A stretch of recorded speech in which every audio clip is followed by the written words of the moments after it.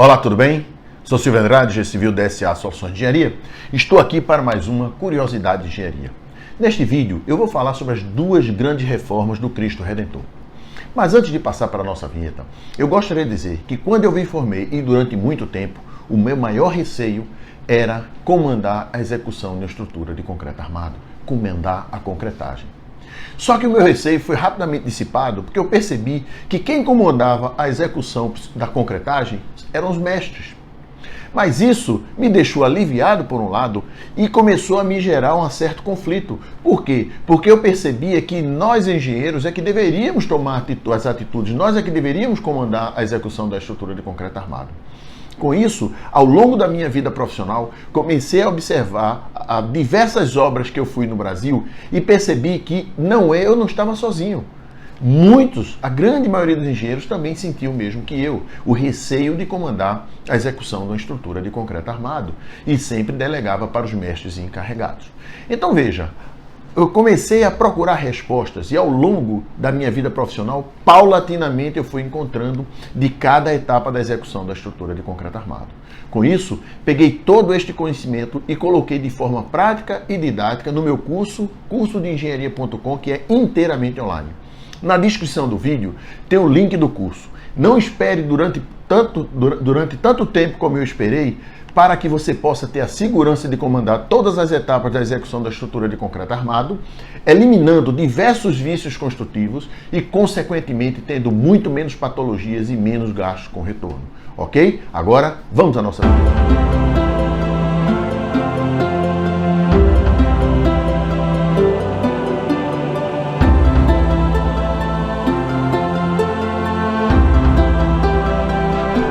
Veja bem, antes de começar a falar sobre as duas grandes recuperações de estrutura do Cristo Redentor, eu gostaria de fazer duas observações.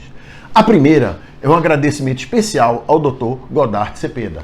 Ele muito gentilmente cedeu todas as fotos, mandou para mim todas as fotos que eu vou apresentar a vocês hoje, neste vídeo, desculpe. E também nós conversamos durante muito tempo. E conversamos muito sobre o Cristo Redentor, conversamos muito sobre obras do modo geral de recuperação, conversamos sobre engenharia civil. Então tenho muito a agradecer ao Dr. Godart, porque pela aula que ele me deu em tão pouco tempo, conversando comigo pelo telefone. Tá? Então, doutor, muito obrigado por ter compartilhado comigo os seus conhecimentos, ok? Um abraço para o senhor.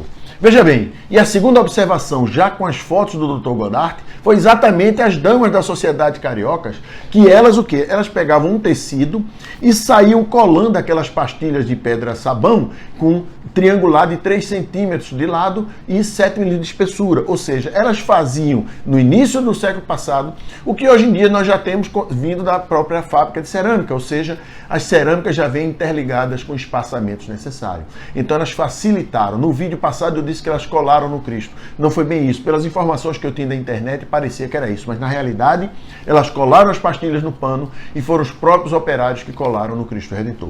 Agora veja, muitas destas damas da sociedade subiam na época da construção para beijar a mão do Cristo. Então realmente a execução do Cristo teve presença de damas da sociedade carioca durante sua construção. Ok? Aqui está o pano com colado que elas colaram que eram afixados lá no Cristo Redentor. Agora você imagine o que é uma obra de concreto armado que foi feita no início da década de 30 do século passado, durante todo esse tempo sofrendo o quê? Construída a 710 metros acima do nível do mar. Você tendo todo o processo de maresia, ventos fortes, chuva, sol, garoa, umidade baixa, umidade alta, temperatura muito elevada, temperatura muito baixa. Então veja como este Cristo sofreu. E além de tudo, devido a ele estar num ponto muito alto, teve vários raios que atingiram o Cristo Redentor. Tá? Teve um que atingiu no braço e danificou o braço, mesmo ele com para-raio. Não sei se o para-raio na época não estava funcionando direito, mas já foi totalmente recuperado. Então você percebe o quê? Que uma estrutura de concreto armado, hoje em dia, numa posição dessa, ia ter recuperação só 80 anos depois? Será? Então veja que o Cristo, praticamente, que em 80, na década de 80, no início de 80, foi só praticamente uma limpeza para a chegada do Papa. A primeira grande recuperação foi em 1990. Então você veja o seguinte, que isso trouxe sequelas ao Cristo Redentor. Então você tem aqui uma foto do Cristo, onde você tem vários problemas de desplacamentos, fissuras, né, devido à corrosão, desplacamento aqui no manto, né, que caiu, se acertasse em alguém poderia ser um problema, claro que tem aquele pedestal. Então você veja que o Cristo, ao longo dos anos, foi sofrendo muito com todas as intempéries, todos os processos que ocorrem numa estrutura de concreto armado, numa maresia, muito cloreto. Então você veja aqui dentro, internamente, você está vendo aqui a laje e o manto, que ela já estava se soltando, ou seja, a laje, o manto do Cristo já estava se soltando da estrutura. E além de tudo, vocês estão percebendo aqui muita umidade. Todos nós sabemos o que acontece com a estrutura de concreto armado, que tem muito iodoto dentro dela e que tem umidade. Óbvio, a corrosão. Aqui é o tirante que prendia a cabeça do Cristo, a estrutura, totalmente em estado de corrosão. Então você tinha aqui internamente também várias deterioração no Cristo Redentor. Então a recuperação que foi feita em 1990 foi praticamente para reconstituir o manto do Cristo, foi para fixar novamente o manto do Cristo e fazer a reconstituição de partes realmente do Cristo Redentor. Ou seja, você teve que fazer uma obra, uma recuperação não só de uma estrutura de concreto, mas de uma obra de arte, de uma estrutura importantíssima, não só para o Rio de Janeiro, como para o Brasil, né? O marco do Brasil, o Rio de Janeiro. Então vocês lembram que em 1990 teve o Cristo ficou totalmente coberto durante um tempo com os andaimes, então foram feitos moldes de fibra de vidro para poder recompor o Cristo, claro. Não era simplesmente fazer uma recuperação de estrutura de qualquer jeito. Era, como eu já falei, era fazer uma recuperação de uma obra de arte que já durava mais de 80 anos. Então você vê quase 80 anos, né? Ela de 1930, quase 70, 80 anos para se recuperar. Então foram vários moldes de fibra de vidro. Estou aqui recuperando as mãos do Cristo. E teve um detalhe interessante aqui no pé. Mesmo com todas as pesquisas, não se encontrou nenhum dado, nenhum projeto, nenhuma foto do pé. Então o próprio Dr. Godart fez o desenho do molde para que fosse feita a recuperação do pé do Cristo Redentor.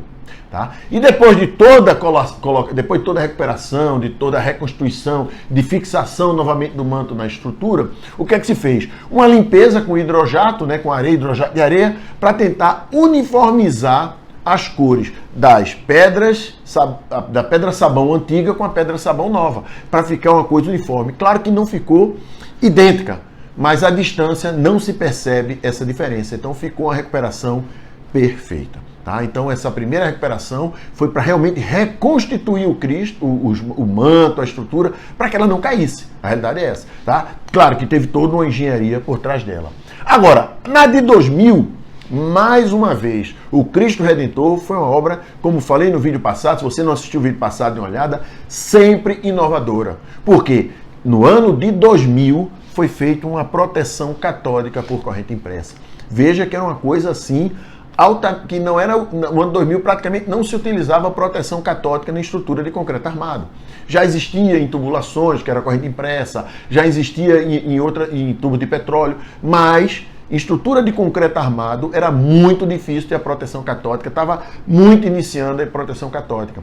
Agora, uma história interessante que o Dr. Godart também me disse é que o pai dele era da Marinha e já tinha conhecimento, ele também já tinha, devido ao pai dele, da proteção catódica dos cascos do navio. Então, para muita gente foi novidade, mas para o Dr. Godart já foi uma coisa que ele já tinha conhecimento. Então, foi interessante que mais uma vez o Cristo inovando e fazendo um tratamento para quê? Para que você demorasse muito mais tempo para ter problema de corrosão, para você eliminar o problema de corrosão, tá? Que a corrente impressa, você é só ficar retificando a corrente que você continua tendo uma proteção, tá? Então você vê o seguinte, aqui está fixando a tela de titânio, tá? Essa tela foi toda doada para o Cristo Redentor, então todo o Cristo, cabeça, manto, todas as partes que você imaginar, tem a malha de titânio, tá? Então aqui está fixando essa malha.